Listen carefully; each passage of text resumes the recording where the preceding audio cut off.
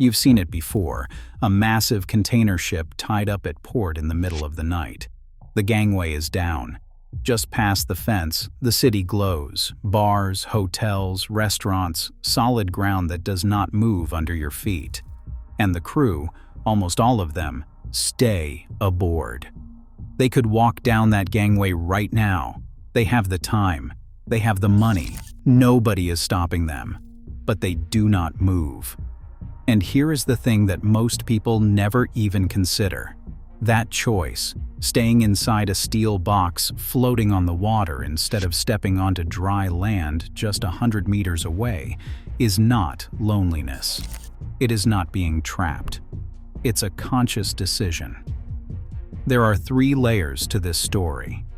The first explains why they stay. The second reveals the technology keeping them alive out there. And the third is something almost nobody expects. By the end of this video, you will never look at a ship in a harbor the same way again. So why don't they just walk down the gangway and into town? It seems like the obvious question. And most people assume the answer is money, that these are underpaid workers who cannot afford a night out. But that is not it. A licensed officer on a modern merchant ship earns between $70,000 and $150,000 a year, and because many of them spend over 330 days outside their home country, a huge chunk of that income is completely tax-free. A beer in port costs $5. That is not the problem. The real reasons are more practical and more surprising. The first one is time. A modern container terminal runs on speed.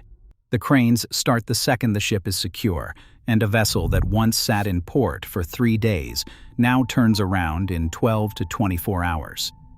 By the time customs clears the crew for shore leave, the ship may be 6 hours from sailing again. For a couple of hours of dry land, walking into town, finding your way back through an unfamiliar port at night, and clearing the gate twice, most sailors decide it is not worth it. The schedule dictates where they sleep, not the other way around. The second reason is responsibility.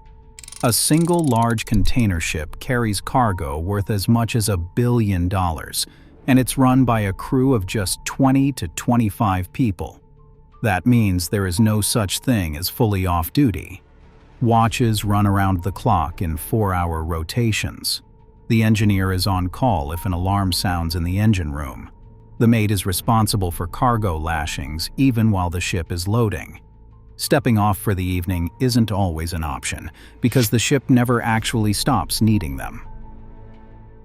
But here's the part that changes everything. Even when the time works, even when the watch is covered, most experienced sailors still would not trade their cabin for a hotel room ashore, because of what that steel box does for them out at sea. And to understand that, you have to start with a problem most people never think about. Here's something most people don't know about steel. It conducts heat roughly 400 times faster than wood. A ship is an enormous hull of it, sitting in water that, in the North Atlantic in winter, can drop to just a few degrees above freezing. Without climate control, the inside of that hull would equalize with the sea around it, cold, damp, and miserable within hours. At the same time, that same steel sitting under a tropical sun turns into an oven. The cabin a sailor sleeps in is a metal compartment wrapped in one of the most temperature-hostile materials on Earth. So how do you make it livable for months at a time, hundreds of miles from the nearest hardware store? That is where the engineering comes in, and most of it lives in a part of the ship passengers never see. Below the accommodation block sits a network of systems that turn a steel hull into a place a human being can actually live. The first is the heating, ventilation, and air conditioning system. Industrial heating and cooling that draws warmth straight off the main engine's cooling water and pumps conditioned air to every cabin through insulated trunking. It runs constantly, independent of whether the ship is moving, and it is what keeps a cabin at a steady, comfortable temperature, whether the ship is off Norway in January or crossing the equator in July. But climate is only half the problem, because the thing that really limits how long humans can stay at sea isn't heat, it's water. And the solution to that is one of the most underrated machines on the entire ship. It's called a fresh water generator, and on most ships it works by evaporation or reverse osmosis, and it takes in seawater, the least drinkable water on the planet, and turns out tons of clean fresh water every single day. Drinking water, showers, laundry, the galley, the engine room. A ship with a working water maker is, in the most literal sense, self-sufficient. It can sit in the middle of an ocean with no land in any direction and never run out of the one thing a body can't go 3 days without. But here's the question almost nobody asks. What happens when it fails? Okay, picture this. It is 3 in the morning. The ship is 4 days from the nearest port, somewhere in the middle of the Pacific, and the alarm panel lights up. The main engine has tripped. The generators have dropped offline. The ship goes dark and silent. Sailors call it a dead ship or a blackout. The steering stops. The pumps stop. A vessel the size of a skyscraper laid on its side is now drifting, powered by nothing but momentum and the swell.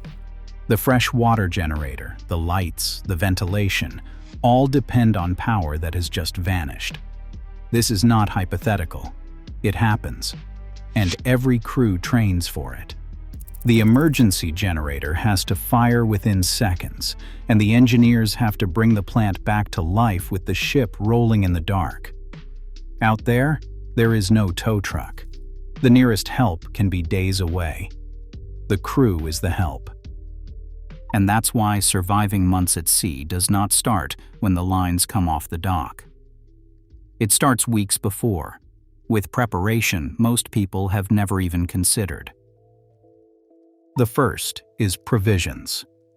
A ship leaving on a long voyage may not see a real grocery store for 6 weeks or more, so the cook and the captain plan menus down to the can, with enough protein, enough vegetables, and enough fresh water reserve to survive, even if the water maker quits. The second is heavy weather. Before a storm, the crew goes through the entire ship, securing everything that is not bolted down, because in a real sea, a loose chair becomes a projectile, and an unlashed container can tear free and take others with it. The third is the stabilizers, retractable fins or internal tanks that can cut a ship's roll by up to 90%, the difference between a crew that can sleep and eat and a crew too seasick to work. And the fourth is the drills. Fire, abandon ship, man overboard. Run the drills again and again until the response is automatic, because the moment you actually need them is the worst possible moment to be learning. Now here is what surprises everyone. Ask a sailor who has spent a clear night far out at sea, in a warm cabin with the systems humming, whether they would rather have been in a hotel on land. Most of them will tell you no, and that answer stops people cold. The first reason is the silence. Out in the open ocean, away from every road and every city, the only sound is the deep, steady hum of the engine far below, and the sea moving against the hull. No traffic, no notifications, no noise from the next room.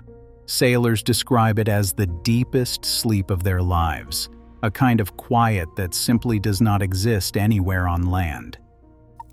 The second is the rhythm.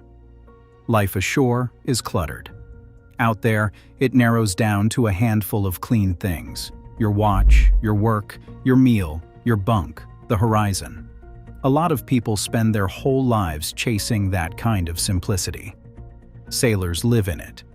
The most demanding conditions don't always produce the most miserable experiences. Sometimes they produce the most memorable ones.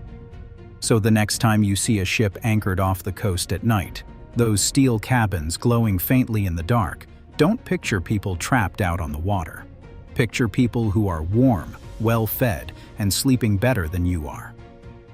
Now, it is your turn. If you have worked at sea, what is the longest stretch you ever went without touching land, and would you trade it for a night on shore?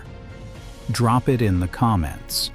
And if you are watching this from solid ground right now, tell me, could you live 6 months inside a steel box on the ocean?